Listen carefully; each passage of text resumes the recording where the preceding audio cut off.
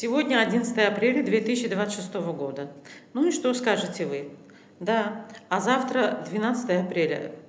И мои ровесники, ребята 70-х, 80-х годов помнят, что это был большой праздник, День космонавтики, потому что именно в этот день, 12 апреля 1961 года, советский космонавт, летчик Юрий Гагарин впервые в истории человечества облетел Землю на космическом корабле «Восход». Раньше, когда ребят спрашивали, кем вы хотите быть, они отвечали: хотим быть летчиками, хотим быть космонавтами.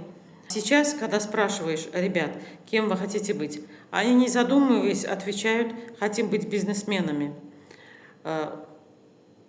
считая при этом, что быть бизнесменом — это значит лежать и плевать в потолок, то есть ничего не делать, жить в свое удовольствие и тратить деньги. Хотя почему быть героями, патриотами стало совсем не модно, а стало модно быть человеком, знающим только себя, живущим в свое удовольствие?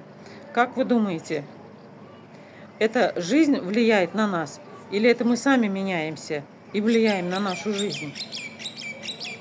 Всех с праздником космонавтики!